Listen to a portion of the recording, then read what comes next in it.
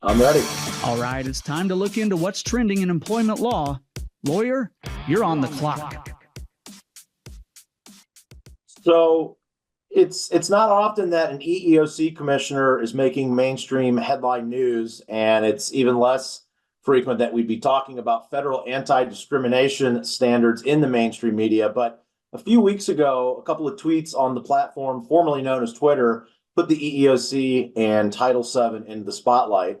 Maverick's co-owner and Shark Tank star Mark Cuban, Indiana University's own Mark Cuban, tweeted out, they've never hired anyone based exclusively on race, gender, religion. I only hire the person that will put my business in the best position to succeed.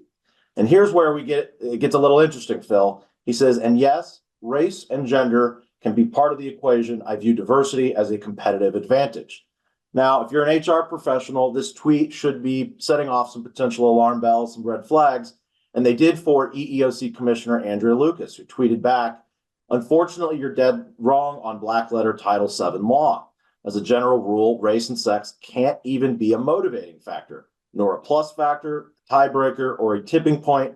It's important employers understand the ground rules here. So, Phil, who do you think is right on the law here? Mr. Oh, Q? gosh. Now you're practicing exactly what Bert does to me. You put me on the spot in almost a no-win situation, right? Because It is. I think I understand a little bit of what Mark is trying to say. And I also understand exactly what the EEOC is trying to say. And I agree what I think both sides are trying to get to. And I think if we put them in a room together alone quietly and they just talked it out, they might agree with each other more than they would disagree with each other. So I support what the EEOC is trying to do. And I agree with them. And I would need to better understand Mark Cuban's intent of that message. And I think it's really hard to take, a snippet and put context around it to understand examples. So I'm not taking a side on this. I'm just saying I agree with the EEOC, and we're going to always work to comply with that.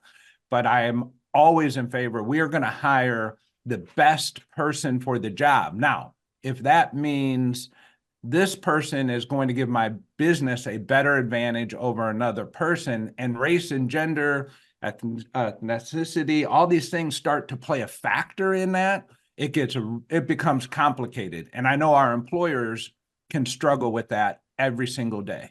Yeah, that's spot on, Phil. I mean, I think Mr. Cuban's desire to push for diversity in hiring is a commendable motive. But in terms of the law itself, Ms. Lucas is correct on the law. And what these two are really touching on is the conflicting and evolving standards of review for acts of discrimination. So, Title VII, as we all know, prohibits discrimination in hiring, firing, promotional decisions, and so forth because of race, sex, religion, other protected class status.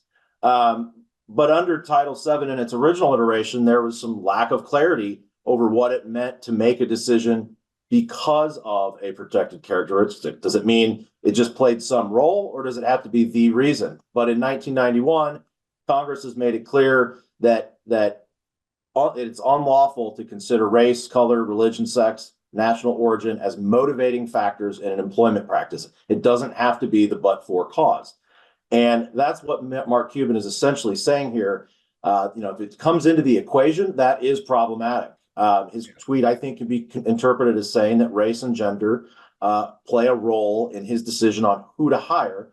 And that is per se unlawful as under Title VII as amended in 1991. And importantly, I think it's true even if the reasons for it are benevolent. I think that's what your response just now sort of touches on is, his reasons for looking at that are maybe not driven by any kind of ill motive. It may be driven by business necessity as well as creating a diverse workforce. But you are potentially going to step in it if you start to explicitly consider that as part of the decision-making process. So, what's the relevance to employers here? I mean, first, again, critically important that when you're making decisions about hiring, discipline, termination, that their protected status doesn't even enter the room. It doesn't matter in the decision-making process. Certainly don't tweet it out to the world. Yeah. one of the interesting things here as an employment litigator is, is this potential evidence? If Mark Cuban were to be sued for a decision, could this come into the courtroom? I'm sure there would be disputes about admissibility, but it would make for an uncomfortable deposition at the very least. Second, you need to be thoughtful about how you're messaging your DE&I initiatives. By no means does this mean to scrap your DE&I programs. We're a labor and employment law firm, and we very much embrace DE&I internally and with our clients.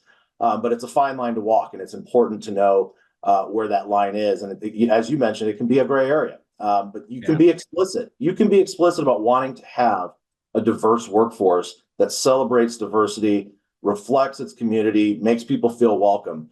But you got to be cautious about saying things like, we're looking to make sure that X% of our workforce is racially diverse, or we hired a man or we promoted a man last time, so this time it's a woman's turn. I mean, when it comes into the decision, the specific decision that's in front of you, you've got big problems. You're likely creating liability under Title VII. So very important things for employers to be cautious about and thoughtful about in implementing their DE&I programs.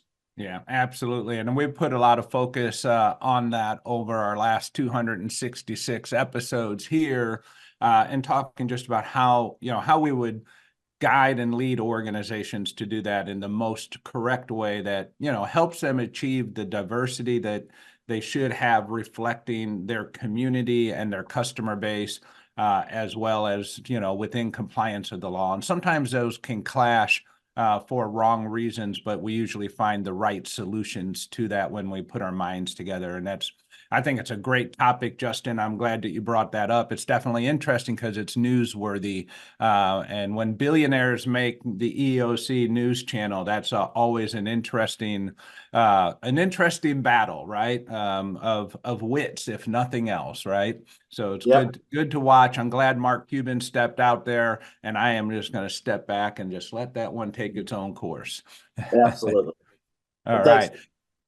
All right, Justin, that's a great topic. Thank you for doing that today.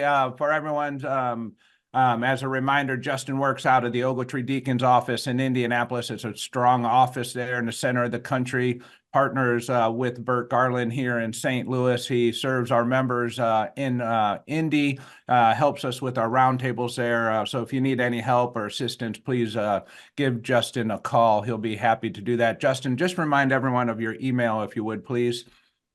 Justin.allen@ogletree.com. All right. Nice and easy. Justin.allen@ogletree.com. He'll help you out if you have any of those issues, as Bert always does. Thank you, Justin. And I think we are. Thank you once again for tuning in to This Week at Work. If you enjoy the show, please share it with your colleagues. Forward our invites. Share the link, aimea.org/thisweekatwork, or follow or subscribe wherever you get your news and entertainment, like LinkedIn, YouTube, Spotify, Apple Podcasts. We're everywhere you are. And you can be part of the show. Send your questions and comments anytime to info@thisweek.work. We'll see you next week, 7:30 a.m. Central Time, when we discuss what's happening this week at work.